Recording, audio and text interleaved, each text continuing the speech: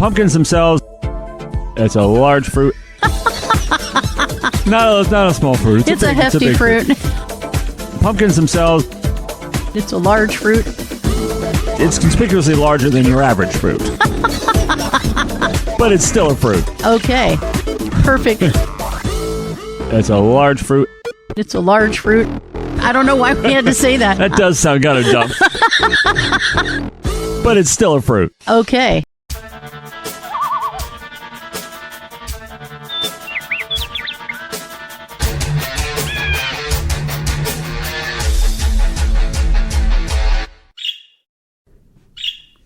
This is What the Flock Radio's Birds of a Feather. We are an indie music focused show rife with witty, fuck-laden, insanely interesting and unhinged banter. Our thematic submissions will confuse, infuse, and delight you, while our fascinating fun features fluster, flummox, fulfill, and thrill you. I am your co-host, and I am also the vocalist for the rock band Ascent. That's ASNT. You can find us on your favorite music platforms by searching ASNT and ASNT Rocks. As I always do, I'm going to start with Who Dat. So, are you able to tell me, David, who dat? I'll probably think of it in the middle of the night. Okay. I'll wake up sweating, Excellent. Then we'll put it out to the whole, to all our followers to let them know.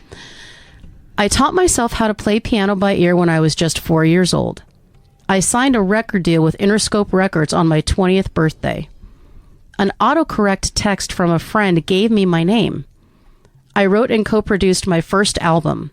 The costumes I wore to my 2009 to 2011 tour left me $3 million in debt. I carry a purple teacup and saucer because it makes me feel at home. I studied with Christina Aguilera's vocal coach. I have 4 entries in the Guinness World Records. I was the first artist to reach 1 billion views on YouTube, and in 2019, I won an Academy Award for Best Original Song. Who dat? Uh-oh. What was the first part again? I'm so sorry. I taught myself how to play piano by ear when I was 4 years old. Yeah, no, there was a year. Or did it mention a year? I said, yeah, the costumes I wore for my tour, 2009 to 2011, left me $3 million in debt. Okay, it doesn't sound right, but there's so much there that sounds like Prince that I'm going to go with Prince. You know what? I'm not at all surprised. That makes sense, but this is actually Lady Gaga.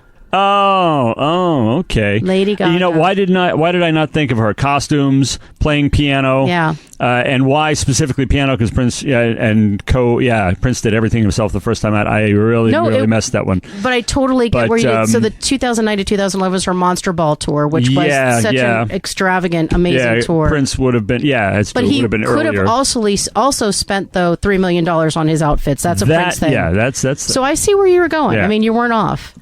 So that's my who dat. But you know what? I'm not doing the show by myself. You are my co-host. So can you tell them who you are? Well, hopefully they know by now. I'm Professor B. Soup, international rock legend, radiate savant, amateur wildlife photographer, brother in good standing of the Order of the Immaculate Edit. If you listened to the last show, you know what I mean. And I'm someone who... if I were to speak of myself in third person, I'd say he bring to variety, he do Bundy Mike. He's kind to animals. What's not to like? And if nothing else, I have the distinction of being the only one enough of a moron to be routinely beaten at Scrabble Go by an entire band. Okay, it's only a band of 2. We're talking about Ascent here.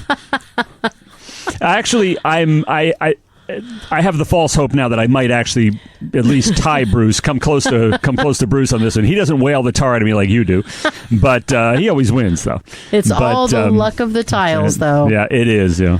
Oh, my God, that's so funny. Yes, we are Scrabble nerds. I don't want to lie to you. I love Scrabble. I love word games, all of them, but Scrabble is my passion. I play usually 15 games at once. I'm always playing. It's bizarre. It really is. And she's much too good. Much too good. It's so much fun. If you're going to feel like an idiot for being beaten, don't play her. It's just fun. And however, I will say about Christina, if you're going to compliment her, she's really good. And I'm going to say she's the best because I've learned that if you're going to compliment Christina, I recommend you be absolute about it. I said to her the other day, she's like, what did I do? I said to her the other day, I really should listen to you because you're almost always right. And now, People, I ask you to look inside yourself. You would figure a person would say, "Oh, that's very sweet," but you know what I got? What I got was almost. What do you mean almost? Did I not fucking qualify it? What do you mean almost? What did I say? I'm not almost always anything. I'm always right. You better be fair right now. What did I say? Oh, there's more to it? I don't remember. What did you say?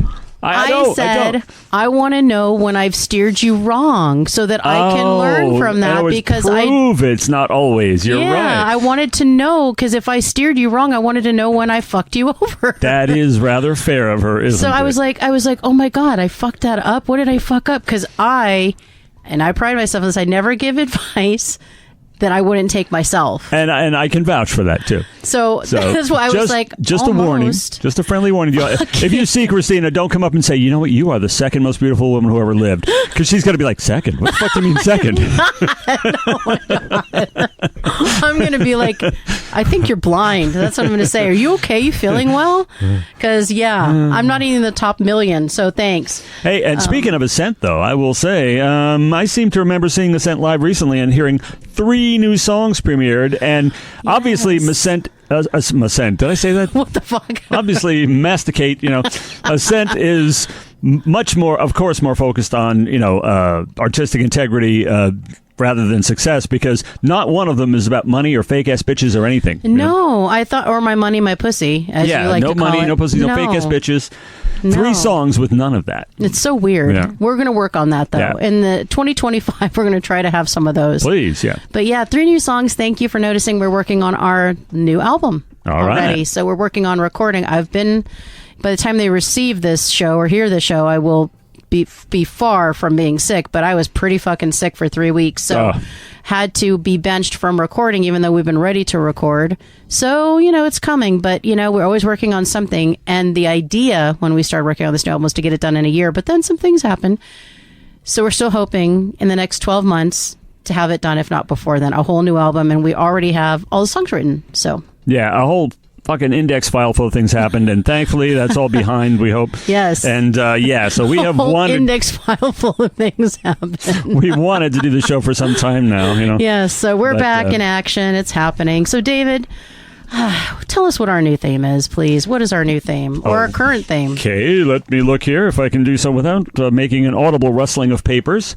Our new or making mention that you're looking at papers. This week's theme or the new theme? I think it's this week's theme first, correct? Okay. Yes. And this might sound vaguely familiar if you have a really, really good elephant-like memory.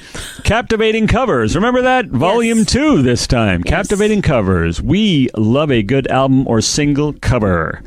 Is your cover art compelling? Christina only clicks if art speaks to her.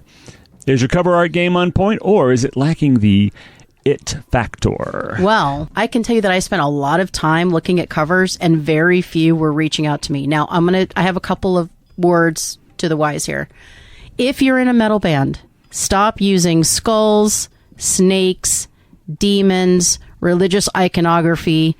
I'm over it. Mm-hmm. Please don't use people in cloaks. I mean, I'm just saying it is overdone. I'm seeing it too much. I'm done. So if you have any of that and you're a metal band, I'm not clicking on you unless it is intricate, over the top fucking art. And I did not see any of that. I saw shit that Zeppelin did a long time ago and stuff. So I'm just saying, let's move forward from that. And if you are R&B or you are hip hop, please stop having pictures of money and dice and gambling, because I'm not clicking on that either. So yeah, there was a lot of stuff that I didn't click on. And also, if you have just a picture of you and it's not treated, or you have a picture of you and it's treated like 1993, I'm not using that either. I'm not going to click on that. So there's a lot of stuff I'm not clicking on. So if it's not compelling, I'm not going to click on it. So anyway, I just wanted to share. I mean, I think that's nice, right? Me kind of sharing a little bit. And I mean, and if you've thought of that, great. We're not insulting your intelligence, but a lot of great artists are so focused on the creation of the music itself. Yes. They don't really think that the people who are just browsing by in that buffet line with 80 million songs just like yours, that they don't know how good it is. That's right. You have to do something to titillate them to want to find out. Right, because I'm looking at Bandcamp and I'm looking through a million different people. They've got a whistle, wet it, folks. That's right. I gotta see something. Hang on, I gotta pull it up. I mean, an appetite, rather. They've got an appetite. Wet it, folks, not a whistle. You wet your own whistle.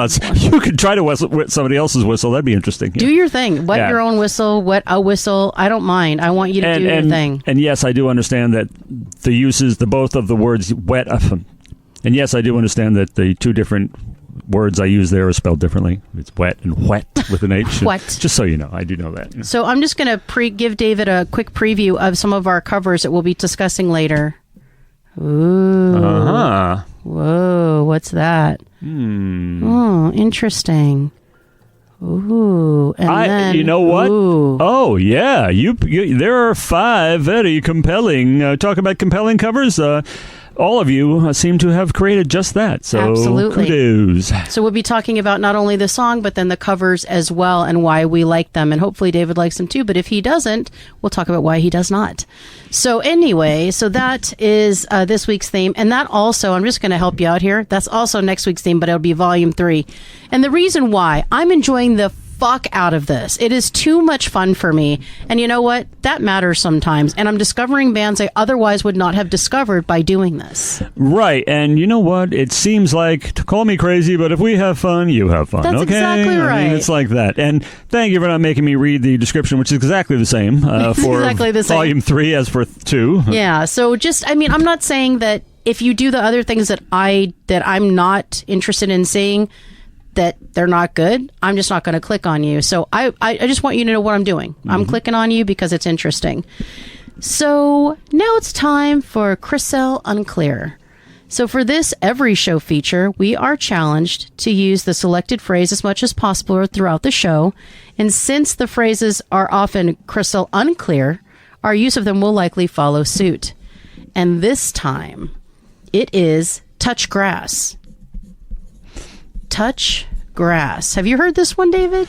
Actually, you know what? I have heard that many, many times. Nice. You know? And it's usually pretty amusing in its application. So yeah, we'll see if we can. I don't consider it, even though it kind of is. I don't consider it Gen Z slang because it just doesn't sound as dumb to me. It doesn't. This was the sub for the old phrase "get a grip," right? Yeah. So that's really what this is. So if someone's gone off the deep end, spiraling, or said something totally inappropriate, you can tell them to touch grass. Time to go ground yourself. So yeah, and I see it often used for people who their minds are too immersed in the mentality of social media and the things people say online, and we know how bad they can be. Yeah, touch grass. Guys. Just like just get outside of the house, turn that off, go outside and touch some grass, and get in touch with the real world. Yeah, ground yourself. Yeah, dude. Touch grass. Yeah. So I think we can use that a lot. We'll probably tell each other to touch grass a lot tonight. I imagine that's going to be the application, but we shall find out. If somebody starts to rant, certainly. Yeah, touch grass. That's probably going to be me. Yeah. Touch grass. Well, from that to our first amazing artist. So this artist is Drahla, Drahla. And the song is Default Parody. So first of all, I love the name of the band. Yeah, right. And then I love the song title. Default Parody, come on. And so they didn't have a description of their music, which most bands do, because I'm sure they want to leave it to you. So here's my description. I find it to be alt-rock, pop, new wave, and dark wave. Now, this is me listening about 15 seconds into the song, because I don't listen any more than that. So if I liked it after 15 seconds and I got that is definitely good. So the other thing is this is a band from the UK. And here's the weird thing. Even though I was not trying to do a theme, 4 of our 5 bands are from the UK. And that makes perfect sense because almost all of everything I love is from the UK anyway. So you don't have to plan it. It just kind of happens. That's right. So the first thing, before we listen to the song, I want to show you the cover art that reeled me in. So here is Drahla. And are we commenting? Yes, we're talking about this. Well, Drahla, it's kind of a grippy, grabby cover because you can't help but have an association with like Led Zeppelin presence. Yes. I mean, there's like a monolith kind of a thing going here, and it is intriguing. And of course the title. I mean, Default Parody. I wanted to scream when I first saw that Yes. because if you know me and you know what I do, then you know that's Yes. the kind of thing that's going to get me every time. What's interesting about this, what got me, is exactly what you said, but it looks kind of, there's a mesh, there's a sort of maybe sort of a medieval feel. There's sort of like an armor feel. I got this very interesting, there's the monolithic thing. I got this structured thing, but then the weird thing about it is it's like a seat. Like a seat, exactly. I was going to say it is like a seat. It's like either a bench or it's like the Iron Throne or something like that. It does have that to it. I mean, I'm looking at it first. It is actually set up in a way that you could sit on it. You could sit on it, and it looks like a piece of like either lawn furniture or a throne or who knows what all. Yes. But it has that going for it too. It absolutely, for some reason, intrigued me, and it looks a little like it could be torturous. It could be painful. Like it could be uncomfortable. It's a little Spartan at best, isn't it? Yeah. So I don't know why, but it made me click on it. Then I saw the name of the band, and I thought, shit.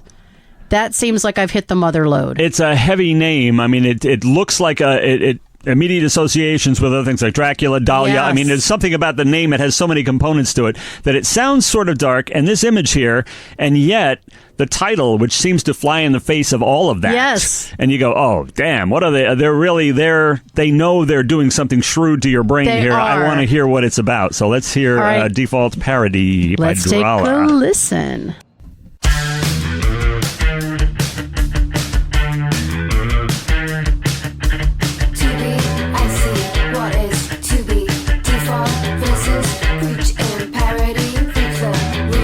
Stretch of self. Sometimes you fall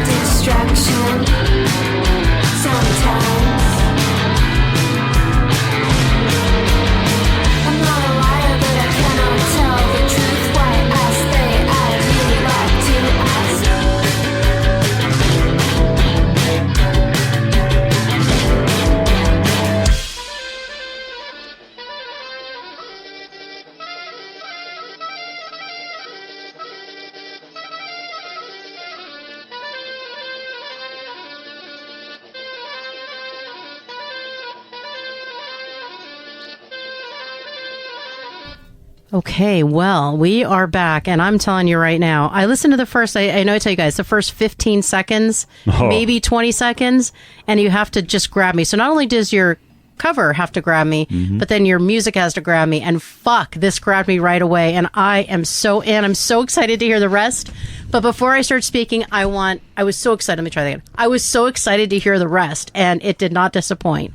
I'd like to hear from you first. All right. Well, first of all, not related directly to the music first, but the name, great name, Drala, Yes. and this one we think we've got right. See, We do. as DJs, without actually hearing someone official say the name of an act, you don't really know how it's pronounced. No. How many of us learned how to pronounce Rafe Vaughan Williams and Camille Saint-Saëns and Richard Wagner from listening to classical DJs? I mean, otherwise we wouldn't know. We'd read them wrong, probably. Right. Well, Drala is a great one too, because you're gonna so good. because of that H. Otherwise, is it Drala? Is it Drama? Right, that H. Anyway, so thanks for resolving that question for us. But you're right; it grips you right away because it, as a fan of the old school, I mean, the new wave, the Blondie Cars kind of sound, waitresses. I mean. With its emphasis, with its foundational keys and bass, and that wonderful vocal, that bored, snotty, but undeniably kind of sexy vocal, too. Sexy, yes. But then it comes along with these guitars, and it's got some serious teeth, to it. Don't you think the vocals are a little mocking, too? Yeah, I feel like that's... they were a little, like the waitress is like, I know what boys want. Exactly. And I felt a little like mocking, which I loved. Exactly. Remember the words I used before sexy? I said bored and snotty. Yes, exactly right. And I like that. And I really like that kind of stuff. Me too. Not that like Blink-182 shit, but I mean real... God, sorry, Blink, folks. Man. Poor but Blink. I don't like Blink, but I know. excellent. And there's this great little break that's repeated at the end too. It's just like this discordant sax, and it's like kind of like a fusion of Celtic and acid jazz. It's totally bizarre. It's dissonant. And it's brilliant. It's dissonant. It's and discordant. It fucks with me. And the thing is, it's in the back the whole time, and it's perfection. And it's the kind of shit you would hear on like an old Bowie record too. I mean, you do get that, and it's wonderful, wonderful stuff. It is so smart. And then it comes back from the first break with this really dirty bass that's always takes that kick-ass new wave bass that just gets you on board for the rest of the ride. And it fades out with that cool break section, and absolute just a sensation from start to finish. Drala, excellent work with default parody, and great choice, Christina. Oh, thank you. Absolutely. I was the same. I was all about, how we were hearing not only that sax, which just is everything. And it was not there at the very beginning. So if that had been there, it would have gripped me more. But boy, did it come in, and then it just...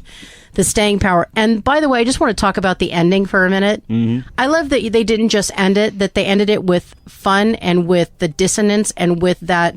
It's kind of almost a dark note, but at the same time, it's a playful note. It's very interesting. But the build-up and then the breakdown, absolutely, 100,000%. And I just think it's great. I love her vocal. I want to hear more from this band. And if you want to hear more from this band, you can do so by going to Instagram, and their handle is Instant, DRAHLA. Whew, that is amazing shit. Okay, so now I'm going to turn it over to you to do your feature. And the feature this time is, I believe, Owl Do It Better Than Emu. And you're saying this based on the latest and best intelligence you have available? That is correct. I think it's perhaps a little lacking, So when mistakes like this are made, you can really step up and take one for the team and do a feature, even when you know you weren't supposed to. And I'll do that now.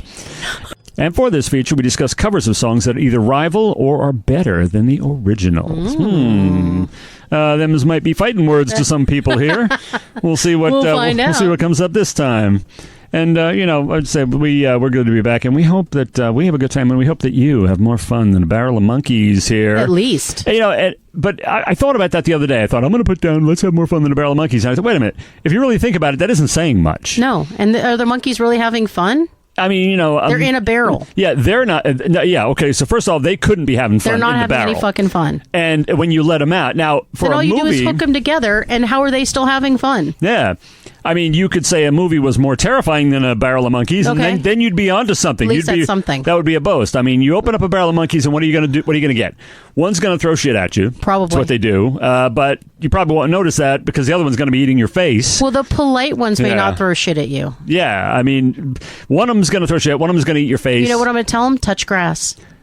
Exactly. Those Touch damn monkeys. grass. You're in a barrel. Okay, that sucks. But, don't throw shit. Don't eat faces. Just touch grass. Touch grass. Just come on. Eat a banana. Touch some grass. Do something. That's right. Just like if anybody doesn't like Drala, I'm going to tell them to touch grass. That's right. Anyway, as far as Owl do it better than Emu, tonight's juxtaposition has to do with an iconic vocal duo who, in the opinion of Cameron Crowe's mother in the film Almost Famous, were on pot. And a song by this New York dude duo, which was covered 21 years later by a California chick quartet who were probably on pot as well. But did they do it better? First off, in 1966, the legendary Simon and Garfunkel had a single which hit number 13 on the charts, and would later be included on an album. In this little gem was called "Hazy Shade of Winter." A hazy shade of winter. Oh, no. Yep. I think I'm going to ruffle some feathers here. In 1987, and you probably already know where this is going, the Bangles released their version, which went to number 2 on the charts. So they had a bigger hit with it, but was it better? Well, first off, I used to feel really ignorant because when the Bangles came out with their version, even though I grew up in the 60s with Simon and Garfunkel, I had never heard of the song before. What? And it was, I guess it was a hit, obviously. Yeah. But I somehow missed it. So, and the reason I don't feel quite so bad about that anymore is that one of the Bangles, Susanna Hoffs specifically, who's 2 years older than I am, hadn't heard it either as of that time. So we both, Susanna Hoffs and I, at least, if nothing else, we wallowed together in ignorance of this great song. You came out from under your rock, though. Now. Of course, she didn't discover it when the Bangles did it like I did. That doesn't make any sense. But it was around that time. She was working with someone to put songs together for the movie Less Than Zero, which I've never seen. It sounds like something, It sounds like something you would have watched. Nope. And brought it to the producers in the group. And they made a smashing record out of it, but is it better? Now, this may be a surprise coming from a card-carrying dino, but yes, they did make it better, in my opinion. The group harmonies, for one. In fact, it's very rare for a Bangles song not to have a lead vocalist and then another lead vocalist, during much of it. But they pretty much sing this one throughout together, and it sounds magnificent, all those voices instead of just the two. And how the beat drops out and it gets all ethereal for the seasons change with the scenery part, which the original does not do. And then the guitar riff comes ripping back in and the drums are smashing away, jeez. It translated riff, one time wrist, and one time risk. And I'm like, what the hell? I needed to go back and edit this. I like the riff, wrist. Riff, wrist. Wrist it's and very specific. Risk, Very specific. And speaking about that riff, when I first heard the song, I assumed they came up with that riff because I didn't think Paul Simon would write a metal-ass line like that. But he did. Son of a gun. He did. Acoustic or not, it's still heavy. I definitely think the Bangles made the right choice by turning it electric, of course. And, the song is melodic, but hard and driving, and I think the Bangles just magnified everything that was great about it without really reinventing it in the process. I mean, it's a very recognizable cover, and yet I think they just knocked it completely out of the park. So that's my opinion on that. I want to hear what you say. But speaking of Simon & Garfunkel covers, I will say this, though. If someone ever comes on here in a male-esque voice and suggests that Disturbed's cover of The Sound of Silence is better than the original, then, okay, body snatcher alert. Just know I've been replaced by a pod person because I would never say that. Okay, so what do you think? So, I'm going to start by saying... I'm shocked. Susanna Hoffs is super sexy. She's beautiful. And the Bangles were definitely important, I think, when they came out. They were something different. They were a new kind of go-go's, like, you know what I mean? They were another all-girl band, and I love me some all-girl bands, but there is no fucking way they should be doing a Simon and Garfunkel anything. And there's no fucking way the Bangles do anything justice. They are a little silly pop group, and they're fine, but they should not be touching Simon and Garfunkel, and there's no fucking way it's better. It's not even adorable. It was sad. Sad. to me. Yeah, very sad. Oh. Hazy shade of winter. Are you kidding me? If this doesn't get the mailbox full This of is where what the hell? I go ahead and hit skip when I hear that shit. Since it came out, I heard it a couple times and I was like, that's too stupid. I'd rather hear them sing Manic Monday, which is also a stupid song, but I get it. But why would you touch Simon and Garfunkel if you're a little girl band who's doing pop hits? And why would you ever make a beautiful song that was acoustic into that? It's sacrilegious, it's painful, and it hurts my heart. You know, I'm usually not for that kind of reinvention, but seriously, I think they absolutely it isn't silly and it isn't poppy. It's very hard hitting, and I think that the vocals really help it out. They're the Bangles. They're not hard hitting. They're adorable. The song hits hard because it was a great song to start with. I think it's the best thing the Bangles ever did. Honestly, you probably agree because it's a Simon and Garfunkel song. But based on your heinous words against them, they're the Bangles. They never. The greatest thing about them is they never took themselves too seriously. Just like Spice Girls. If Spice Girls went and did Hazy Shade of Winter, I would be very upset. Do not touch it. Leave it alone. It's Simon and fucking Garfunkel. Stop touching classic shit and making it dumb. I'll accept that. I'll accept your opinion as long as you're not going to tell me that Disturbed did a better job with Sound of Silence. No, but I liked it. Oh, it was just completely different. Yeah, but it's not better. No, it's not. Okay, it isn't. I can't think of anything that would be. If you think of Simon and Garfunkel, they're kind of sacred. Don't fuck with Simon and Garfunkel. Nobody has ever bettered a Simon and Garfunkel song, except I think in this case with the Bangles. You're I would so go wrong. with that. Yeah, I feel like we should stop and listen, and then laugh at the Bangles version, and then go back. Believe me, since I've had like 7 weeks to prepare for this show, I actually did bother to listen to both versions. So I can hear them in my head, and the Bangles one hurts me. Oh, I'm truly surprised. Yeah, no, the Bangles are fine. They're fine. They were very cute. I enjoyed them, but they should not. They should not be touching Simon and Garfunkel. Neither should Spice Girls. Since you opened the door on Simon and Garfunkel, it just occurred to me that our boys Yes did a Simon and Garfunkel cover. What did you think of that? It was not Simon and Garfunkel-like at all. It was loosely based on it, but I mean, it had the song in there and a whole lot of other stuff. Better. Yeah. But it is an interesting, intricate, deep, next-level take on it. They are true musicians in every sense of the word.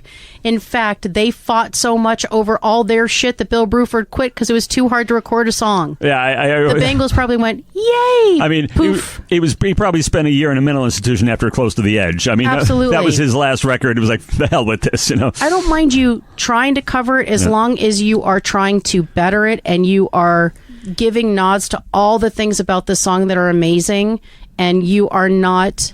You're punching your weight. And I think this song is too big for them. For their level of talent. I think Yes made sense to try to cover it.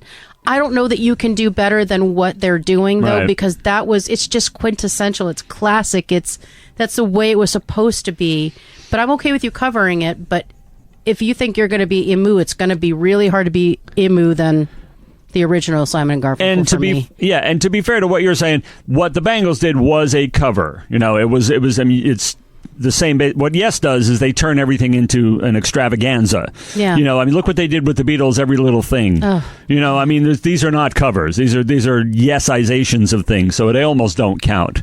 And they're not the same. They're not better, but they're another stratosphere. You know. I just think here's the thing that I'm thinking. If you're Simon and Garfunkel, and you are listening to somebody else do your song, I would want Simon and Garfunkel to go, oh my God, that was amazing. And I think they'd be like, oh. I don't know anything about the reaction to that, and I would love to know. I don't think they were blown away by that. They weren't like, oh my God, you just really took it to the next level. Wow. They're like, okay. I wonder what Simon thought, because he wrote the thing, you know, I mean. Yeah. Well, and if you can make money off it, the girl group wants to do it, and they're going to make a whole bunch of money, and you have the sexiest singer in the world, fine. Oh yeah, I mean, the whole generation's going to hear more about us. That's cool, you know. I think they should have just stuck to Walk Like an Egyptian. They just let it go. Oh, that was great too. I mean, it wasn't great, but it was cute. Okay. It wasn't. So anyway, I completely disagree, and I think there's going to be a lot of people up in arms laughing at this moment, but they will. And you're going to tell them to touch grass is what you're going to tell them. Yeah, I mean, take it easy on Christina. Touch some grass. Yeah, I don't know. We'll see if it's taking it easy on me, but yeah, I vehemently disagree. But that's fun. Okay, wow. I'm surprised by that, but we shall see. All right, so now what? What the fuck are we going to do now? Now that we had that lovely little moment, well, we're going to listen to another band. Well, how about a singer? Maybe not a whole band. This person is Nyla Hunter, and the song is 000 or maybe 000. Yeah, I don't know. you gotta wonder. I gotta wonder. And these are the genres that she chose for herself: mystical folk, and ambient inspired. So very, very interesting. So let's take a listen to her after we take a look at her cover art. Are you ready to see this? Yes, and see if it suggests anything about how one should properly pronounce the title. Because is it 000, is it 000, is it 000? You know, oh my goodness. Yeah, that's a heavy piece of art right there. So basically what we're looking at is a beautiful woman with gorgeous long hair in some sort of flowy frock, and you're just really seeing, I think, from the waist up, but basically it looks like she's sitting in some sort of meditative pose, and the entire picture is kind of blue washed, and her eyelids are white. Yeah, my first impression was she's possessed, but I mean, you're right. It's eyelids and not eyes. You know, yes. She looks at a distance. She looks possessed because of the white. I didn't get that. I got very peaceful. But you're right. Her eyes are closed, peaceful. and she is in peace, and it is a beautiful, tranquil scene, and that does in no way suggest whether it's 000, 000. Nope. As in 00. It also doesn't hurt that she's lovely. She's also beautiful. She is quite lovely. Yes, indeed. She's very lovely. Yeah. So just looking at it, it looks almost like there's a cloud behind her or something, but I know it's just kind of a trick of it. But it is really beautiful. It looks almost like if you believe that people have auras, it's like she has an aura. It's just really beautiful, and it stopped me in my tracks. Yeah. So then I had the joy of clicking on this particular artist and heard the song 000 or 000. So let's take a listen, and we'll come back and tell you more.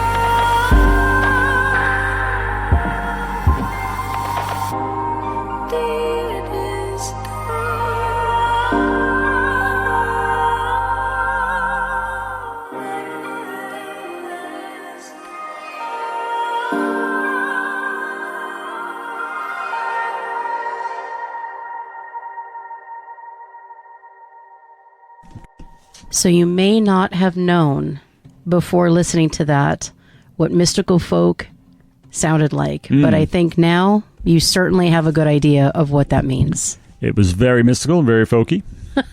And Thanks. I was looking for clues on the album, on the cover art, but as we learned in the first, as just came back to me from the first episode, the first volume of Captivating Covers, that sometimes the art in question is the cover of the album. Mm-hmm. And the album might have a title which goes with the art and the song doesn't, or maybe one has nothing to do with the other. But still, the trick is to catch the eyeballs. That's right. And I thank the digital distributors for forcing me to get better cover art, because my original stuff sucked. It was too low resolution. But because I got some great stuff now, even though I didn't exactly make them, I sort of bought them. Doesn't matter. Slightly modified them, but they were mine. Anyway, Nyla Hunter. You know how it starts with this ding, ding, ding. Yes. There's this music box kind of keyboard thing, and there's this sweeping percussion that goes through it all. I actually think that was a harp. She's a harpist. Okay. She's a harpist. And that's another thing I was going to say, is that you really don't know exactly what you're hearing here, but the whole thing sounds very big, very stagey, and very orchestral, like there's some big ensemble. You don't know who's playing what, or how many of them there are, or how many overdubs there are. You have no idea. It's it's a sound, and it's not a simple sound at all. You know, even though it might start that way. And it such with the dream pop mystic folk vocal. But it takes a little down minor turn at some point, which is really, really gripping too. And at the end, the bass starts to churn along, and it's a really just a captivating covers and compelling music as well. So, and I'm sorry I said you looked possessed. It was just from across the studios here. That's what it looked like at the moment. This is all new to me. So, I am loving the texture in this song. There's so many textures, not only from the different instrumentation, but whenever you include a harp, it just completely elevates a song, and you can tell. And it has so many different sounds and so many variations, and only if you are a real true player and lover of that do you hear all the nuance. And there's so much nuance in here, and I would be absolutely remiss if I did not talk about those vocals. They're so soulful and beautiful and pure, and her control is incredible. She does these like beautiful runs, though they're not typical runs. They're these beautiful runs that she does up and down with just such ease and such beauty. I mean, her voice doesn't waver. It's clear. It's beautiful. I'm just so moved. That was one of the first things I heard. Was I listened to, again, 15 or 20 seconds, and that voice, it was really beautiful. And her voice adds another texture to, again, this complex thing that's going on. And I don't really know everything that I'm hearing. I don't know if I'm hearing a sequencer. I don't know if I'm hearing, I'm definitely hearing bass. I'm definitely hearing percussion, but the percussion is not typical drums. It sounds like maybe sequencer or something, but it's really, really good. Yeah, you can't put your finger on what's going on here at all, But I don't need. She's a producer too. Yeah. That's one of her things too. She also plays drums and guitar. Oh, and she's here in LA. She's the one so she's amazing. So if she plays around here, I'm there. I would love to hear her and see her. But she is just amazing, and I love the harmonies too. There's a harmony that you almost can't tell there's a harmony. It is very, subtle, very subtle. Yeah, but it's perfect. Nothing in this song is overdone. Almost imperceptible, but it is there. Yeah, and I just love that. I love how delicate everything was and how careful it was, and it's just absolutely beautiful. I actually I'm going to go and listen to a lot more of her because I really enjoyed her. And there is something about her that I feel like listening to her not only puts me in a good place, but it takes me to a good place. Exactly what I was going to say. If you're feeling overwrought because of the onslaught of assholery that you face every day and everything, you could touch some grass, or you could listen to this wonderful track by Nyla Hunter, or do both at the same time. Absolutely. So I absolutely loved it. What an absolute treasure. So if you want to hear more, go to Instagram, and her handle is NAILAH.Hunter. So, all right, now it is that the part of the show where I usually get pulverized, and it's hummingbirds this time. So, will you tell us what hummingbirds is all about? I will. Sorry. Soon. In a minute. Yeah. Just let me clear my throat. Okay, there it is. I mean, here we go. For this feature, we hum songs or la-la songs or whatever and see if the other person can guess what it is and who did it in a head-to-head battle. And we recently made the executive decision to allow half points. Yes. For knowing the song and not the artist, or vice versa. Yeah, we were a little too hard-ass before. We were, yeah. And you know, it is possible you can know the song and not know this. Know the artist. Should at least get partial credit. The Joe Blow Band, whatever that fucking song is called. Yeah, you know? right. But at least you know. At least you know. Yeah. So I shall start this time. All right. Are you ready? Trying to make sure because I'm still getting over being sick. So Loyal to the game. Ready? Okay. La la la la la la la la la la la la la. Wait, let me try again. Yeah, it sounded like something, and then something went wrong. Fuck you. Yeah, delete that. Start again. Okay, here we go. I thought the fuck you should have stayed in. Okay. No. Yeah. Okay, fuck you. But la la la la la la la la la la la la la la. Okay. That sort la, of la la la la la la okay. la la. There you go. La, la, la. I was going to say that was an that was an approximation of Poker Face by Lady Gaga until you got to that part there, and then it was all removed all doubt. You know. Yes. I love that made you laugh. Well, I figured I had to push it over the edge. I'm right there, and you were like, I think I know. I'm like, what about la la la la? Oh, yeah. ma, ma, ma, ma, ma, ma. Yeah, absolutely. All right, so that's mine. So what's yours? All right. No half points needed there. La la la la la la la. La la la la. Tainted la, Love. La, by. Hang on. Tainted Love. We got a half point so far. I can see it. Hang on. Shit. We only have 30 seconds.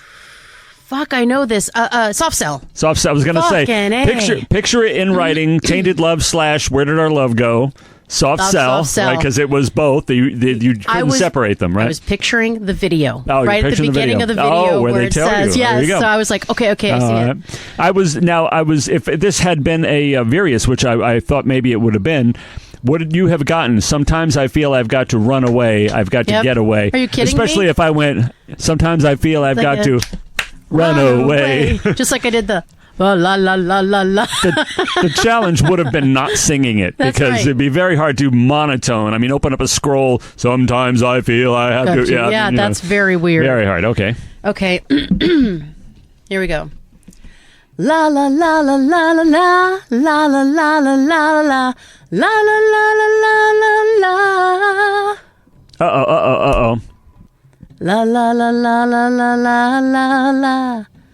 La la la la la la la. Uh-oh. La la la la la la la la la la.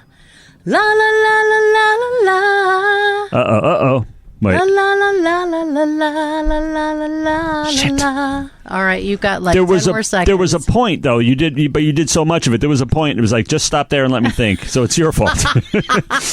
do part of it again. The part that I remembered. Which... La la la la la la la la la la la la la la la la la la.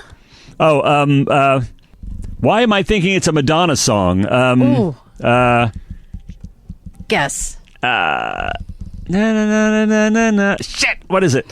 Born This Way, Gaga. Oh. I thought I'd do it too for why not? And I have this record as if I should this. know. Yeah. It must. Maybe I didn't do it well. Yeah. I thought I did though.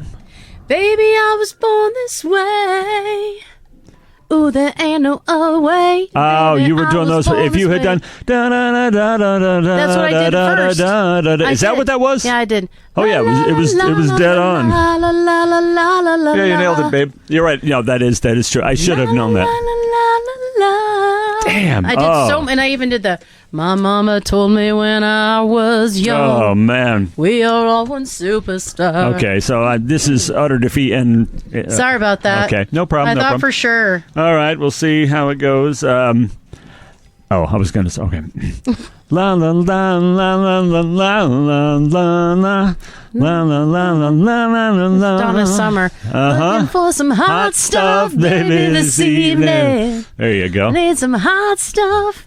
All right. Who Donna isn't Summer. always looking for hot stuff? Donna Summer, hot stuff. But Fucking it's, love her. I do too. And that I'd say that whole album, it's a double album, Bad Girls. Which Girls. used to have it. It's got Sunset People. It's got all these fabulous songs on it. And speaking of that song and its lyric, which I was going to little history lesson for you kiddos. In the song, she says, "Sitting here eating my heart out, waiting for some lover to call. Yeah. Dialed 1,000 numbers, almost rang the phone off the wall." The telephone, you see, used to be wasn't this flat wireless device that's hanging halfway out of your pocket every minute of the day. It actually required being physically connected to poles outside your home. What? And these cumbersome utilities would sometimes sit flat on a desk, but they would often be mounted on the wall, commonly in the kitchen. But you know what? They had a really, really, really, really long cord, so I could actually go from the kitchen to my bedroom and talk privately. I mean, you could go to work with this damn cord, But the danger was, if you had more than one phone, a motherfucker could pick up the other line and listen to what you're They fucking could. saying imperceptibly. Yep, you got those wireless things. You got snotty, bratty kids. But they wouldn't actually ring themselves off the wall no matter how many times. No, they just keep doing it. And of course, the whole thing about you have to really suspend disbelief to this is 1979, before AIDS and everything, and thinking that Donna Summer is having a hard time finding a lover. That's a stretch. What? That's a real stretch. Yeah, I can't imagine that. Anyway. All right, well, here's my next one. Now I'm a little less confident you'll get this one because, we'll see. La la la la la la la. La la la la la la la. Da da da da da da da. Couple more notes. Is there anything else? That's the whole song? Yeah, I can do the Wait. Shit. It sounds like Say Goodbye to Hollywood, Billy Joel, but it couldn't be. Okay. I need more then. Let's see, how should I do that this? Wasn't an official guess. La la la la la la la la la la la la la la la la. Oh, okay. La la la la la la la la la la. We're far from the shallow now. I never quite got whether it was shallow or shallows. It's shallow. Shallow, and it's Lady Gaga and Bradley freaking Cooper, I believe. Yeah. Just a moment. Yeah, she's fanning herself. Bradley Cooper's real like attractive and anything, unless you see him in that movie, in which case I ain't got nothing wrong with him in that movie. He's a little shiny, but I can clean him up. Shiny and and grungy and but he's got beautiful hair and he sings. Are you kidding me? He just needs a shower. That's all. He does need a quick shower or just a wipe. I don't know. Yeah. All right, so you got that. So I did a trio of Gaga just because I felt like it. So. Will the next one be Gaga? We don't. Yeah, now I'm going to be searching my mind. Whatever it is, I'm going to be like, okay, which Lady Gaga song is this? But you wouldn't do four. No, I would never.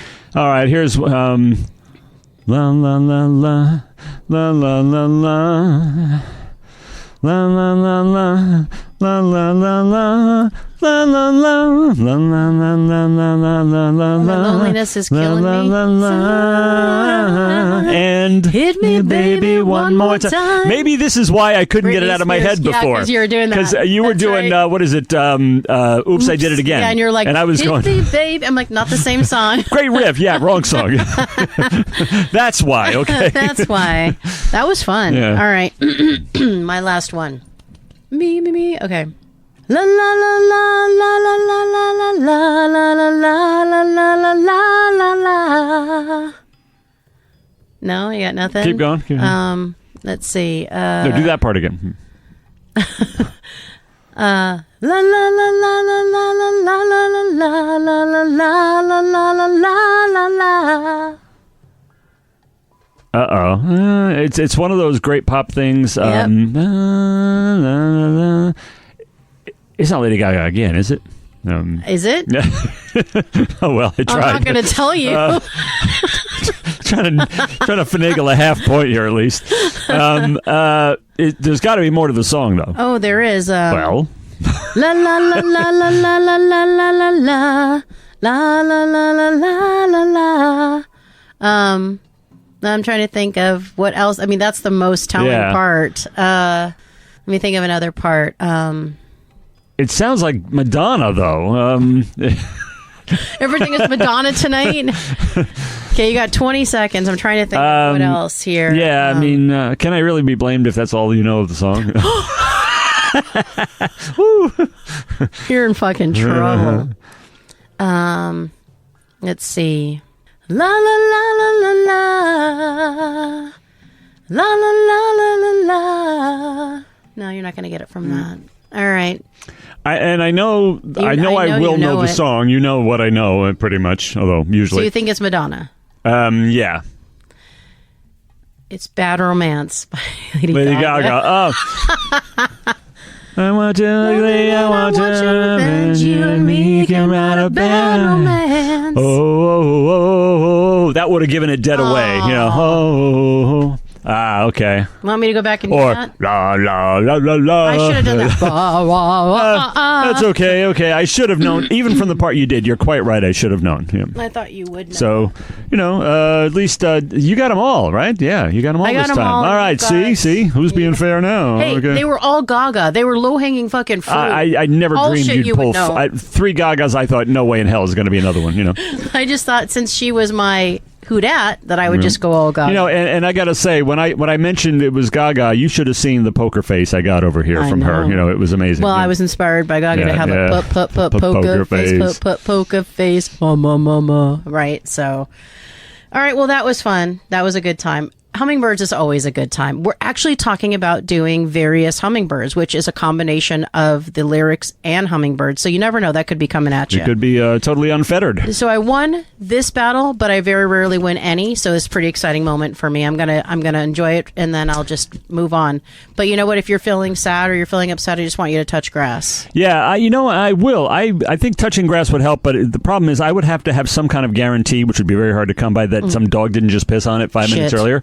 I mean, you touch grass. Grass is out there. What if we just got turf and you could touch turf, which would also be grass? We could grow grass in here, and then I could touch it safely. Yeah. Well, a lot of people do grow grass these days. That's true, especially here. Yeah. So. Anyways, so from grass to Venus Girls, that is our next artist, Venus Girls, GRRLS. And the song's name is Divine. And they are girly goth rock. That is what they call themselves, and I totally get it. Now, I'm going to show you this cover, which totally got me. Talk about girly goth. Yeah, I mean, if that is your artwork, I mean, you've got red hair, you've got an attractive woman, you've got black lipstick, and girls with 3 R's, which usually is like riot girls, usually hear like that. That enough gives you, you already have a taste in your mind of what it's going to sound like, and you love it, and you can't wait to hear it. So the totally knocked it out of the park as far as the captivating art. Yeah, I thought it was sexy as fuck. When I saw it, I was like, damn, girl. And she's got some sort of lingerie on, which is interesting. What I like about her lingerie is it almost is the same color as her skin tone, so it's almost very, very close. It is sexy, but it's not vulgar in the slightest. It's beautiful. It's super beautiful, and I love the necklaces. She's got the choker on. She's got this porcelain skin thing. I wish I had her lips. She's got beautiful lips. Good Lord. And then that super dark red, fiery hair. And I just thought it was beautiful. I'm like, I must listen to that. And then, of course, it says Divine in the middle. And I thought, I love that too. So I just think it's beautiful. And I know that there are a lot of covers that may seem similar. And there were some that were similar, but none that provoked me to click like this one did. So let's take a listen to Venus Girls.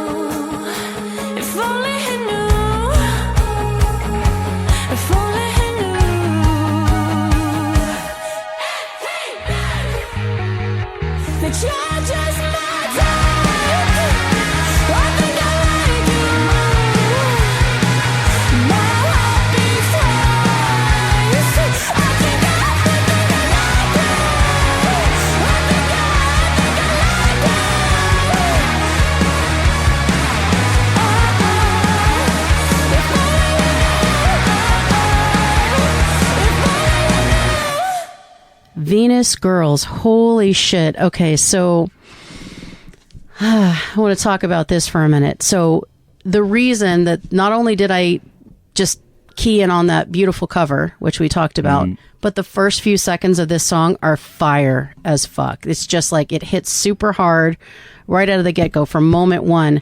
And then this super sexy voice. She hits these high notes and her voice breaks, and it's kind of longing and it's kind of sexy, and it's just, it's all that. I just love her voice, and those high notes are beautiful. I'm all about it. And then there is nothing sexier in a song than you singing, I think I want you. Yeah, right. I have to write a song about I want you because it's too hot. It is so hot.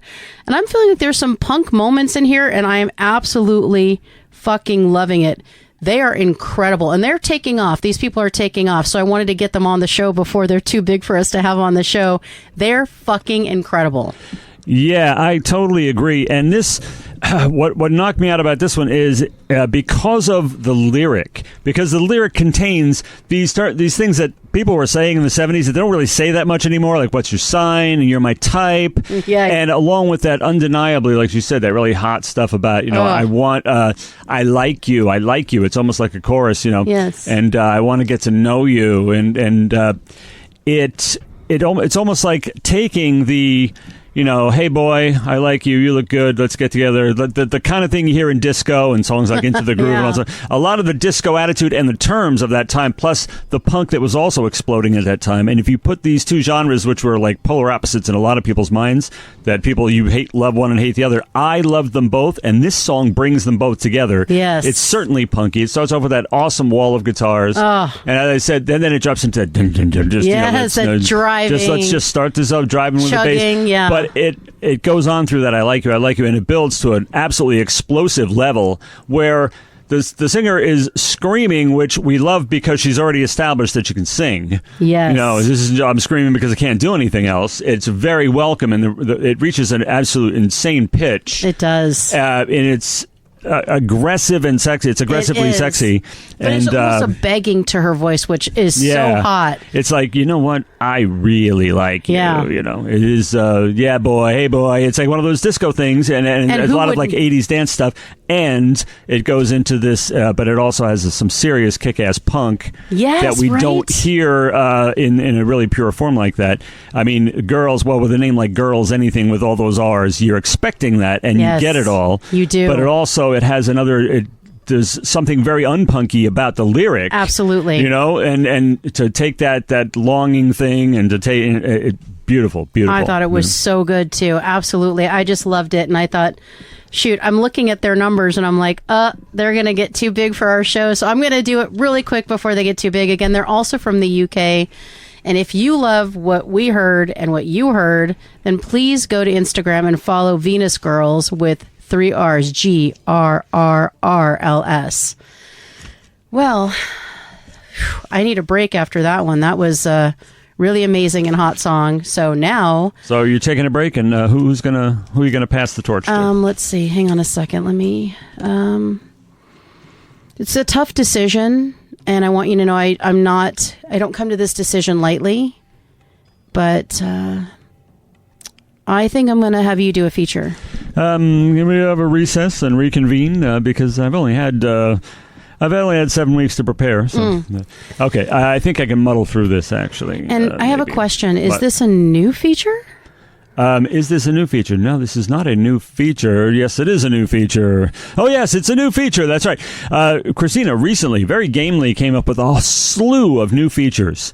And I, of course, in keeping up the team spirit and everything, I said, I'm going to do one of these new features. And you know why it doesn't seem like a new feature? Because it's been so long since we've recorded a show. I know. But, sorry about that. I don't mean to keep bringing that up. But, however, blah, blah, blah, blah, blah. And it is, keep your ears pricked for the bird names, herring, plover, and plover. Do we have to spell it out for you? Yeah. For this feature, we discuss the most covered musicians. What is a song that seems to resonate with artists and fans alike? Why does a song have such staying power? And what is behind its seemingly universal appeal?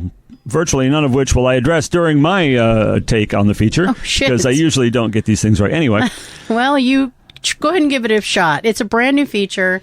Let's start this one out with a bang. I'm just trying to throw my support behind you, my little chickadee. That's all, And, Christina has this knack of coming up with the perfect feature for me, and if this isn't the, just like the perfect show, winging it, and if this isn't the perfect old man yells at a cloud feature, then I don't know what is. I cater to my audience. But to be fair to old men, those clouds aren't going to yell at themselves, are they? No, they're not.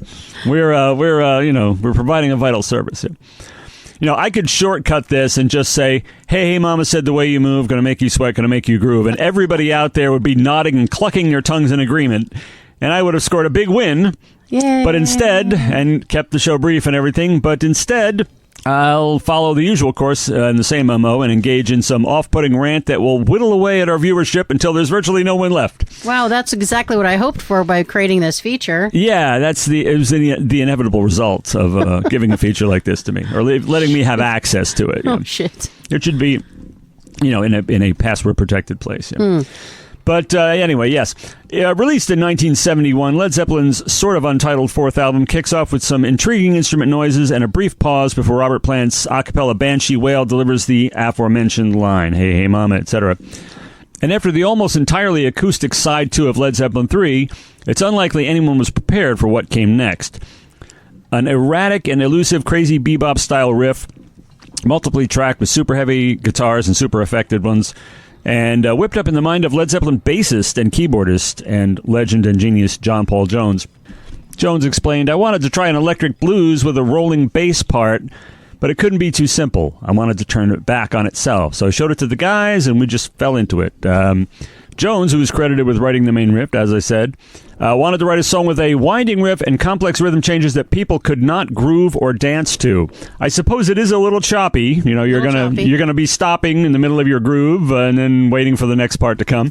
So I suppose he achieved that. Yeah.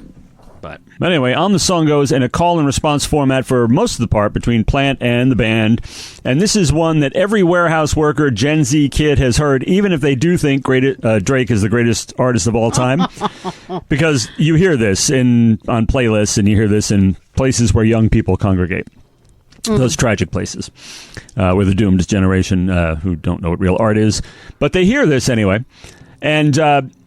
But they know this one because coming up on 53 years later, it still gets a lot of play. But yeah, it does. Every Jill, Jane, and Sally in the world has taken to using it as their proof that I can sing rock song. And it is mostly females who have played the greatest role in running this classic song into the ground. If you, no offense, but I mean, guys don't try this, That's true. First, even in the 70s, Robert Plant didn't try to sing it in the style of the record, but, right. You dropped it down. But if you go on Instagram right now and scroll for a couple seconds, and you'll be treated and subjected to any number of people attempting this song. And sometimes, to my horror, it's even children. And, It's nice that you like classic rock, you little moppet, it really is. But I don't want to hear prepubescent boys singing about making women sweat and their honey dripping and not being able to get their fill. It's just, I grimace when that happens. And your Captain Crunch is getting soggy, kid. Go back to the table. Shame on these parents. Couldn't you pick another song, Shame on these parents. Anyway, everybody knows, not only am I tired of seeing this every 30 seconds, and even Miley Cyrus, who can sing rock, well, the phrasing destroyed it, But everybody knows the only really legitimate female-fronted Led Zeppelin act is Heart. Well, that's true. They're the best. Of course, there are lots of them, but they're the best. They're the best. All right, so come on, vocalists of the world. Show off your supposed chops with a different song. As long as it's not Lola, then fine. Oh, Lola. Never want to hear Lola again. No. But anyway, that's the one that you're herring at Plover and Plover. And the reason for its impact was because it's classic stuff. It's a shocker. It's a rocker. And it's obviously a vocal tour de force, and that's what people are trying to prove. But it doesn't have to be sung like that, and we don't have to hear it every 5 damn minutes. So. Yeah, it's true. Anything below, though, let's hear something else. And if I want to hear it, I want to hear Led Zeppelin do it. Yeah. Or Heart, like you said. Heart. I can hear Heart do it. Yeah. Heart can do no wrong. That's all I'm saying. So, all right. Well, I loved it. Thank you. I thought you did a great job with that for the first time out of the gate. So thank you very much for doing it justice.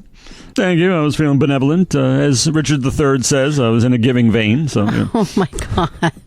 Holy shit. Well, I'm feeling very giving as well. Therefore, I'm going to give you a new artist. One more. Well, I have two more, but this is one more in a series. And this person, also from the UK, Fabiana Palladino. And the song name, amazing. Are you ready? Stay With Me Through the Night. And genres, R&B, soul, pop, and disco filtered through a modern lens. This is how she describes her own music. So let's take a look at the album cover that drew me in. Extremely promising title, by the way. I would say. I must say, I did say. So where is it? Here is the cover that drew me in. Oh, my. This is like... has the real Roxy music kind of vibe. It's that chic. Again, it looks... Well, the word disco was mentioned in her own description. Mm-hmm. This one suggests kind of a like the lyric and the general attitude of the last song. This, the art, the imagery here suggests cool, slick, kind of like a Roxy music album cover, Robert Palmer video kind of, one of those really cool, gorgeous women in the suit and all that stuff. And the title, it's super intriguing. You put those two together and you go, oh, yeah, I want to hear this, Absolutely. For me, what I liked about it is it reminded me of Nagel. So I love that artist. It was an artist in like the 80s that was really, really big, and everybody had a Nagel, and it kind of reminded me of it. Also reminded me of kind of like Art Nouveau, which I really like. So it was kind of a little bit of different, like a mix of different things. And actually the other part of it that I liked is it looks a little like, I don't know, it looks a little like it's almost a cartoon or something. And it's not. It's her picture, but it's treated in a certain way. And again, she's got these very defined features, and it's just a really stunning picture. And then I like the fact that you can't see half of her face, which is that's always a beautiful thing. That's really classic, old, classic retro, and major hats off to the photographer for everything, for the lighting, for the focus, for whatever it is. It's a bang. It's a powerful image. I thought it was too, and it really struck me when I saw it. I was like, oh my God, I need to click on that, and I did, and I was not sorry. Again, 10 to 15 seconds, maybe 20, so let's see what we think. Okay. All of my words, all of my thoughts, the one you stood at the side, waiting to find a clue. Slow summer's evening,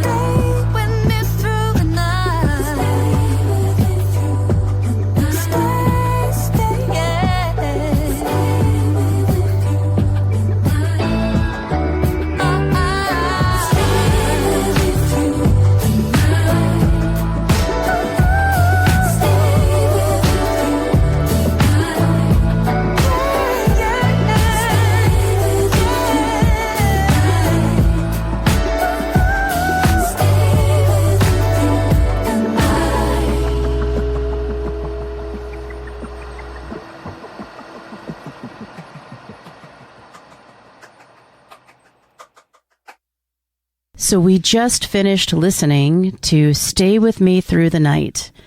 And what say you? Well, it has become increasingly apparent because of the amazing selection of songs you have chosen tonight that the young people, they're starting to come to realize that the Stone Age really was the best.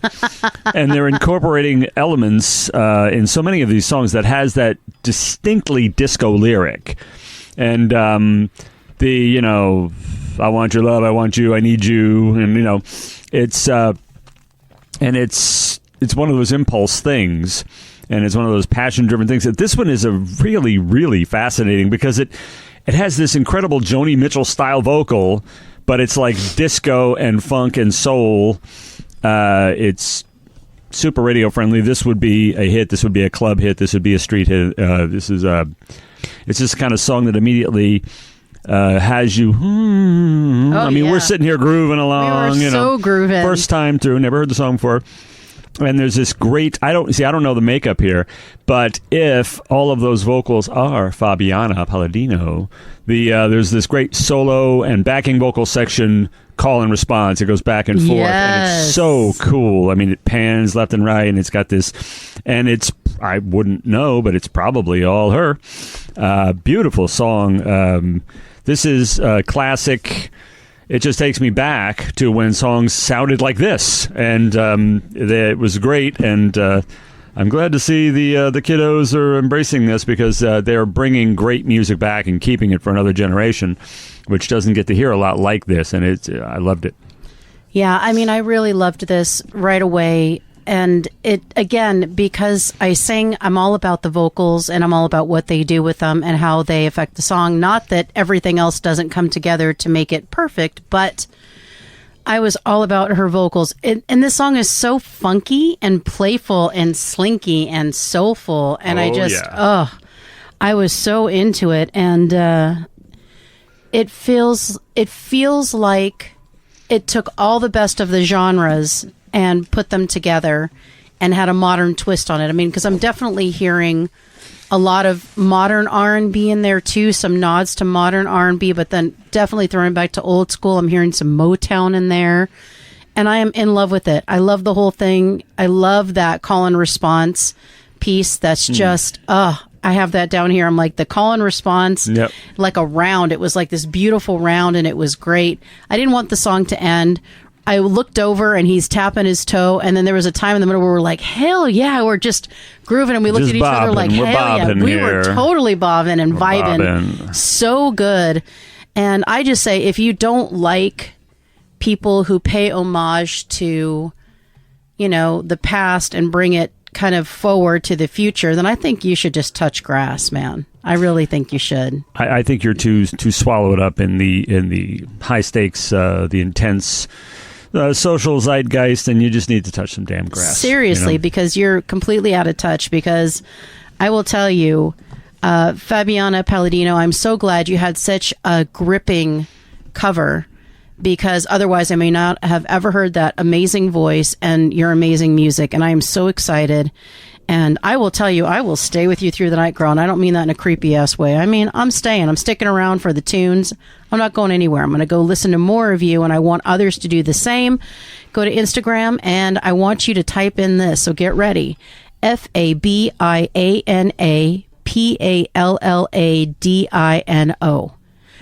If you need to, go back and play it again. Now, we will also obviously have links to her on our websites and stuff like that, but I want you to go do it now. Commit to it. Make it happen. Follow her, and you can see what other great things that she does. So, you know what? I want you to take a break. I feel bad. I feel like I've been overworking you tonight, so I want you to just take a break. Yeah, you can see this. The signs of strain are evident. I'm this close to the borderline, so yes. Yeah, no, it wasn't actually anything visual. It's what you've said. Oh. Yeah. Pardon me. So it's my turn. I'm going to do a new feature, and this feature is called A Flicker of Talent. Now, flicker is a bird. I want you to know that. So don't think that I've, gone away from this whole bird pun thing, because I am beyond fucking committed. I am next level committed. In fact, I want you to know that I will stare at bird names for hours to come up with new features. And I am so punny and so ridiculous that it actually comes kind of easy to me, which is very disturbing. Just like a flicker of talent. So I saw a flicker and I thought, well, how about we create a feature out of that? And for this feature, we discuss lip syncers, overproduced vocals, and or auto-tune singers. Is it natural or a manufactured talent? So the old man grimly laughs. There are a lot of people that fall into this, but I just have to say, a shiny, overproduced sound of the 2000s gave birth to what I'm calling sinkers. They don't and can't sing live because they're entertaining us. And I'm using air quotes, so it shouldn't matter. It does. Look at Lady Gaga, look at Pink, look at Beyonce, look at Christina Aguilera. They both entertain and, in all caps, sing live. So there is one of a million very marketable, blonde, pretty, perfect-bodied, young, relatable, highly stylized, and exaggerated person that was catapulted into the ether as a sinker. Not initially was the sinking part of the act, but then it became part of the act because she has to dance. Ah. And then it became, since I'm dancing, I can't sing. And again, that's been disproven by all these other artists, because clearly you're basically you can do getting both. a music video on stage, you know. Exactly. So Britney Spears No, you don't say. could sing at about a level 5 or 6 when she started her career. The production made her voice shinier, higher, brighter, and slick as fuck. And without all the production, her voice just wouldn't hold up. And it definitely didn't hold up. And actually, if you hear her sing now, obviously there's been a lot of stuff that's happened to her, and I'm not going to, I mean, it's horrible stuff that she's gone through with her parents. And, you know, if she's had, we're on Team Free Britney. Yes. I mean, whatever, struggles she's had, please, I'm not saying any of that. And I'm not saying she's not a great artist in her own right. What I'm saying is she's a sinker. And I will tell you, it would be very easy if all singers went out and we just lip sync. Right? The thing is, though, if you're going to play live, it should be live, and you should not be a sinker. Unless there is some weird mitigating circumstance where, let's say, all the musical fucking equipment is on the way and the one of the semis gets fucked up and you want to play a show, you're like, look, let's just do this even though we don't have all the band shit. Let's just play a track, and you just say to everyone, look, I don't have all the shit I need. Mm-hmm. I can sing over my recording. Mm-hmm. But I'm just telling you, here's what's happening. I just don't see why. And I know she danced around. I know she did all that stuff. But Pink does acrobatics. She's flying around, flipping around, and she is singing. So it's not like you can't. And Beyonce dances like a motherfucker. And so did Lady Gaga on her tours. And so does Lady Gaga. There's no reason that she can't do both. So it's just an excuse because she can't sing live. And that's sad to me. And if you're a sinker, I think then you shouldn't play live. You should just let people, once you stop singing live, you should just quit and say, guys, I can't sing live anymore. And I don't want to be a sinker. It is in this day and age that that somebody like Britney Spears could become what she has become. Right. Because, now, I have always defended her in the sense that you couldn't just pick anybody off the street and have them do what Britney Spears does. Because to be that poised, to do music videos, to do live performances and everything, even without being able to sing or anything like that, that does require a certain, discipline, a certain poise. I mean, a lot of people would blow that. She isn't really anything of a singer. And despite what a few people have said, I don't really think she's involved a whole lot with writing any of those songs, and I only like some of them anyway. And her voice is always treated, and it really comes down to music videos, and it's a visual thing, her looks, and we'll put some decent songs now and then in there, but it's like if you took her out of Toxic, it would still be a great song, it'd be a great piece of music. And so I give her credit for, being able to do all that stuff. But she's a singer, and that's very common these days. And she really isn't bringing a whole lot to the table, except a visual presentation. Her records really are nothing special, and her contribution to them is nothing particularly outstanding. No. So, she's not really a stylist. Like, there are people out there who don't write their own songs, but they're great song stylists. She's not one of those. No. So it's a lot of fake shit, really. And, it is, and it's overproduced. Yeah. And it's shiny. It's like shining up a turd. I mean, I'm sorry. I'm not saying she's a turd, but, you can make anything smell good. You can make anything look good with enough, perfume and enough dress up and enough pomp and circumstance. And I just... polish it. You got to polish it. That's right. And I'm not saying I'm the best singer. I'm just saying, as a singer, it offends me because I have to work and keep myself conditioned. I don't dance around. I don't sing that kind of music. But if I had to make a choice between dancing around and singing live, I'm gonna sing because I'm a singer. Yeah. You're there to hear me sing live.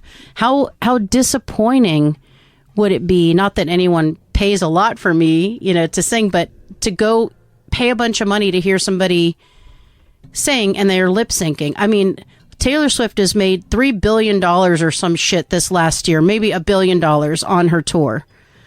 Now, she's not the best singer in the world, but I will tell you, every fucking performance is live. Yeah, you can tell she's singing, and there's no way you can't turn left or right without seeing some clip from the Eras tour. Oh, it's so good, and it is good. Oh, and my you God. can tell she's singing, and apart from doing that same walk and wearing that same type of outfit all the time, there's a lot of stuff going on stage. There's so much, and the songs. The later she got, the less I liked them, but there are certainly a number of really good songs in there. Yeah, see, I'm a huge, I don't know if I'm a Swiftie, but I'm a huge fan of her, and I like her later stuff. In fact, there could be an Ascent cover of a Taylor Swift song coming up. Really now? Potentially. Letting a little cat out of the bag there. As long as it, right? As long as it's not Love Story, we're okay here. Yeah, so... Anyway, she's one of those people. Again, she's not a singer's singer, but what she does is perform live, and she sounds like her albums when she performs live, and that's what I want to hear. She is not overproduced on her album. She is not shined up. She's not anything. Not that her albums aren't well produced, but she is not made into something she's not. Yeah, nothing is so treated and synthesized that it sounds like something it isn't. A guitar is a guitar, a voice is a voice. You listen to it's today, apart from, and I think it counts for an awful lot in Taylor Swift's case that she's the songwriter. I mean, that's a huge thing. I mean, and the arranger of the performer, the Eras tour. Yeah, I mean the director of the tour. I mean, she's incredible. And talk about poise. I think she has more poise, and she's holding her shit together. And Britney fell apart, and for good reasons, because there's so much. Not only is it poise on stage, but it's trying to hold it together. Fame is a very fucking terrifying, difficult thing. So she's holding it together. She's doing it on her terms, and I just wish that they hadn't. Pink sings about this whole thing. They want her. She sings about it in one of her songs. They wanted her to be like Britney, and she's like, she's so pretty. That's just not me. That's not who I am. And Pink is a fucking amazing singer, and she's got great catchy tunes and all of that. But she's not sacrificing the live vocal performance for dancing. She is either making them both happen, or I have a feeling she might have shit going on around her, but she's not going to sacrifice that live performance because that's what they're paying for. Yeah, I mean, you can keep that going. You can have stuff going on around you, other people doing things, and you sing. And then during some break or whatever, you can carry on and do all kinds of stuff. That's right. I mean, people have spun around and upside down in circles and sang and even played piano in some cases and drums, So it can be done. I mean, I was going to say Michael Jackson, fucking A. Yeah. One of the greatest performers of all time. James Brown was 900 years old, and he was dancing around and singing. So I don't buy that shit at all. And I don't want the music scene to turn into a bunch of sinkers. I just don't want that. And we were going that way, and we still have a lot of that happening. So I'm hoping we'll see less of that. Because to me, if it's a flicker of talent, then that's not enough. Yeah, and I would say that's what she has actually. Yeah, I would say so too. And the syncing thing, I mean, it's almost become the norm. Yeah. I would do those open mics, and 3/4 of the other acts would be syncing, and they'd just stop singing, and you wouldn't be able to tell the difference because they were syncing anyway. Yeah. And for better or worse, I was like, you know what, I'm doing this live. You know, the only time I ever, a couple of times I had to sing over my own vocal.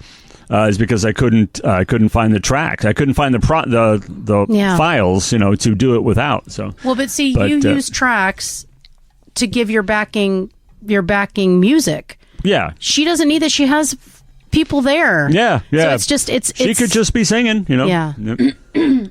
I don't know. For me, a flicker of talent isn't enough. I know that it's gotten her where she is, and I love some of her music. It's really, really fun. I just wish it was her. That's what I wish it. I wanted to hear Britney, and I did for this feature go back and watch old Britney stuff from when she first started, and she did sing, and it was okay. She's just very stylistic, and it's too much. If she didn't look the way she looked and she sounded that way, no one would have touched her. But it was because she had all of it. So anyway. I would say, again, that in this case, it is mostly manufactured talent. I would agree. So the last artist that we're going to enjoy is very cool name. The band is called English Teacher. I thought that was really cool. Well, I love that because, believe it or not, most of my life growing up, that's what I wanted to be. So because I love the language so much. Obviously, I don't exactly always use it properly, but I know you love it. It's amazing. But yeah, great name. And what about the title of the song? That's even more intriguing. The world's biggest paving slab. Holy shit. And so their genres are dream pop and alternative. So, again, I'm excited to hear what the rest of the song sounds like because I've only had a tiny taste. So, English Teacher. So, we're going to be listening to a song called The World's Biggest Paving Slab, but let's take a look at the art that drew me in.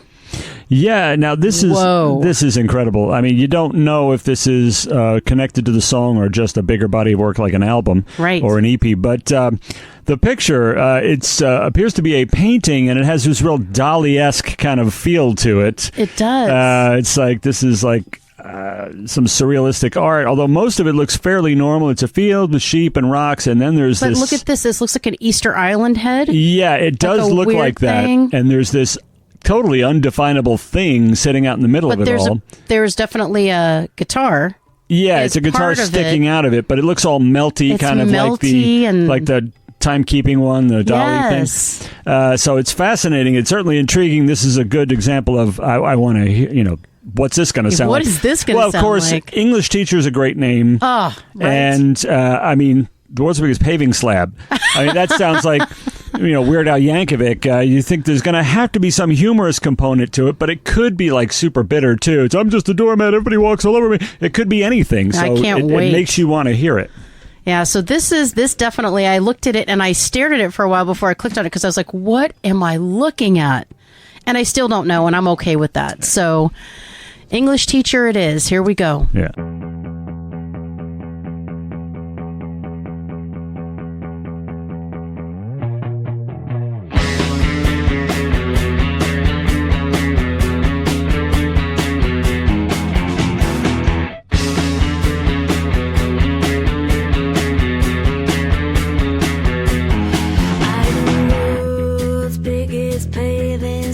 But no one can walk over me. I am the Pendle, which is Johnson, and I am leading God Bay. I am the banker, Dave Gold and Postbox, and the festival of R&B. I'm not the terrorist of Tower Street, but I have apocalyptic dreams.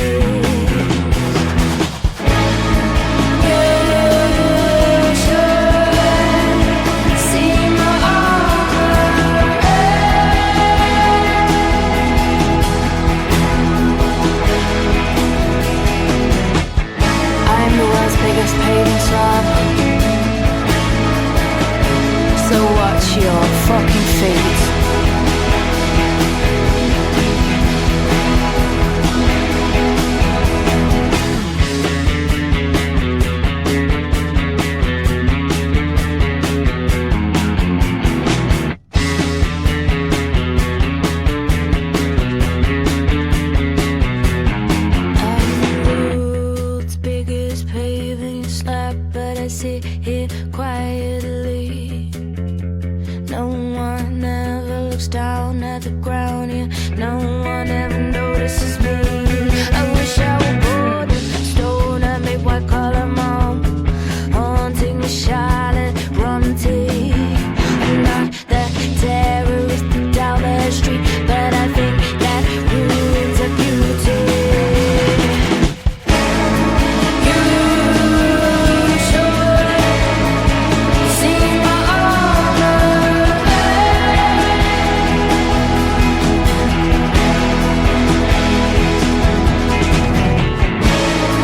You should walk all over me.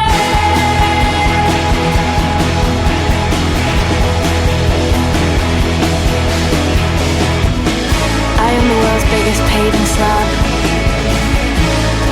and the world's smallest celebrity.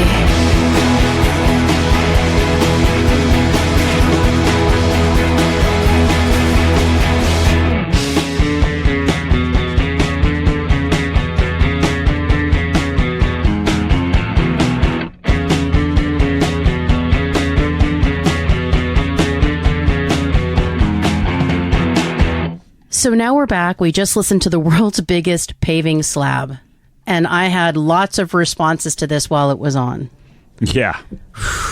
Yeah, so the reaction was really something to see. I mean, it was very visceral. It was very passion, fists clenched. We're talking about exclamations. We're talking about vocal vocalization of my excitement and just surprise. And I mean, honestly, I didn't even get to the point where the vocal came in, right? So I was just going on that amazing, just, you know, which is so fucking good. Right. You had no idea what the vocal, what you were going to be in for. I didn't know, but holy shit, this paid off in so many ways. I am in love with this song. And if you don't like this song, you need to fucking touch grass, because this song is next level. I loved her vocal. I loved it all. And the funny thing is this is funny as fuck. I think it's funny as fuck, but it's a seriously good, amazing song with amazing components. It's playful. I feel like it's playful anyway. And I hope that's what they were going for, because I thought so too. Yeah. I just, there's stops and restarts, like stops and starts, and those are so hard. They're so clean. They're so good. And then there's this wall of sound. The chorus is everything. It is just, I mean, it's a cacophony of sound, and it is perfect. And every part of the song is amazing, including the parts where she's speaking with that amazing fucking accent. And she says fucking in the song, which makes me happy. And she literally is a slab.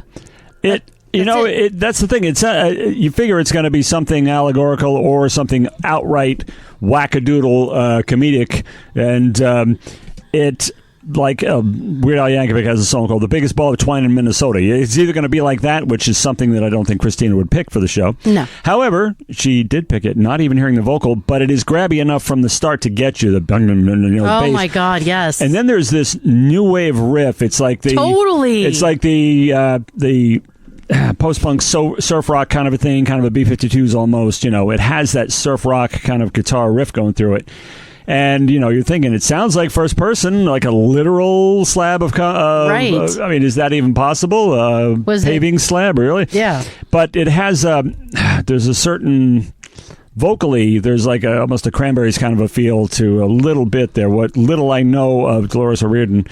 But they're... The words talking about, like as you said, watch your fucking feet. You know, I'm the biggest. You know, you're walking on me, and nobody notices me, and everybody just and references to Charlotte Bronte out of left field. I would love to sit down and read the lyrics from this, because you can't get them all the first time through. No. You just can't. But as you said, the chorus, I mean, there are parts where it flies, like it soars a little bit. It just becomes airborne during the chorus, and then it kind of creeps along the ground during the verses, and it's really striking for all those reasons. And hell of a song. Grabby, title, band name, song title, vocals, the music, the vocals, every aspect of the music, everything. the art, everything. Check. This is like get me. And I am very interested to see, of course, who knows how long they've been around. When I do go to social media, sometimes we pick these acts and you go to like Instagram or something, because I'm just hearing about them for the first time from Christina, and you find that they've got, like 10, 15,000 followers already. Right. I can't wait to see what English teachers got, because they're great.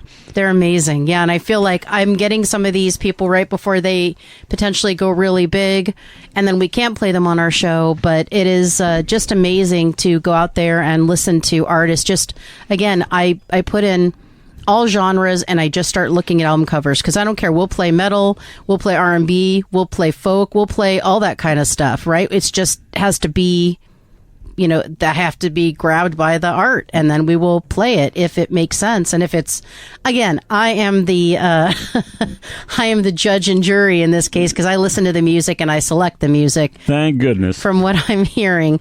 So if you love The English Teacher and you are just bowled over by that song, which I certainly am, and it sounds like you are, David, go to Instagram and you can find them by searching English Teacher Band.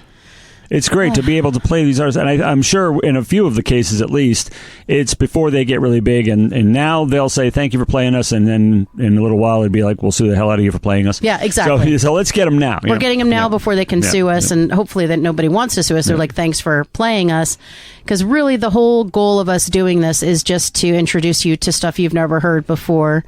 And we have many ways of doing that, whether it's through, these targeted features, or whether I go and I listen to stuff, or I came up with a cover idea. So now I'm finding ways to listen to new bands and tons bring of new them features. to you. Yeah, you're really burning them in. This keeps us off the streets too. Yeah, so, it does. Yeah, it keeps me out of trouble. Yeah. So, all right, that's it. Well, what's weird is it's actually your turn again. Negative. No, it's your turn. But here's the thing. It's that moment that I always get a little sad, a little verklempt, because little verklempt here, because it's the end of the show. End of the show, and I usually don't exercise the right, and I don't know if it's going to go off because I was in the middle of my escape mental patient notes, but the more or less feature, where I'm supposed to rant for 60 seconds or less, and they don't know. I didn't even count it, honestly. Remind them. It's supposed to be 60 seconds. This is supposed to be 60 seconds or less to give a State of the Union for music at any time or any genre. Basically, this is kind of it seemed like a bee in the bonnet thing, honestly. This is like, old man yells at cloud, kind of a thing. This is an opinionated bit here.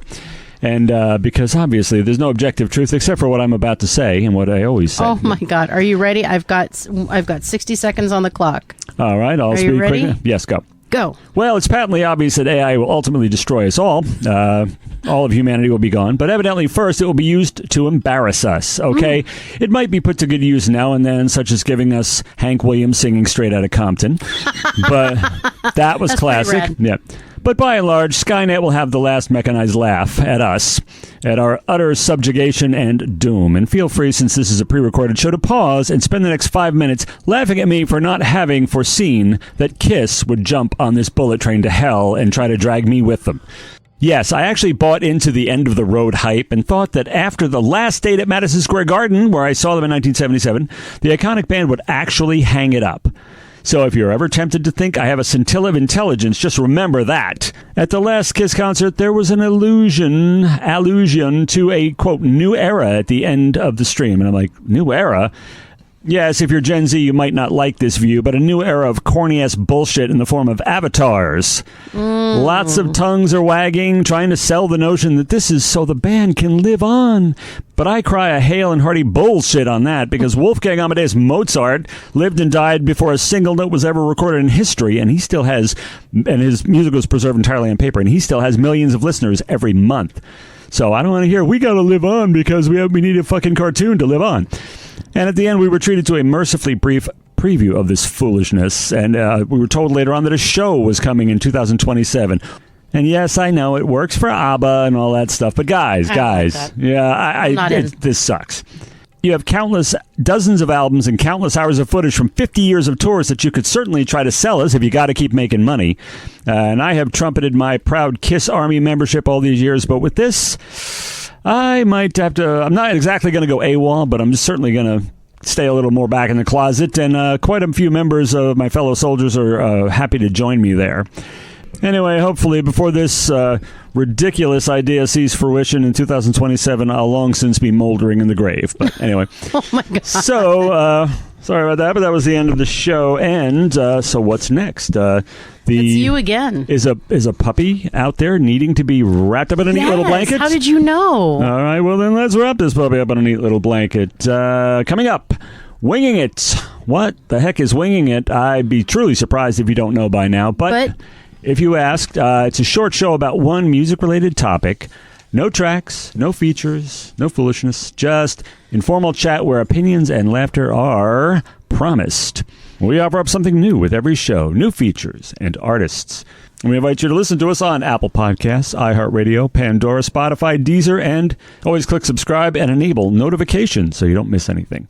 Follow us on Facebook and Instagram at BOAF On Air, BOAF On Air. This is where we advertise our new themes. Tell your friends and bands to send in their music for Christina to listen to. And we want to grow our... and please, nice artwork if you would. Yeah. Please, yes. We want to grow our flock. We need your help, though. Yes, even we can't do certain things alone. No. Please share us on your Facebook, Instagram, TikTok, etc. feeds. Share your birds with the world. And having said those time-honored words, that only leaves for you to say... Let's get the flock out of here.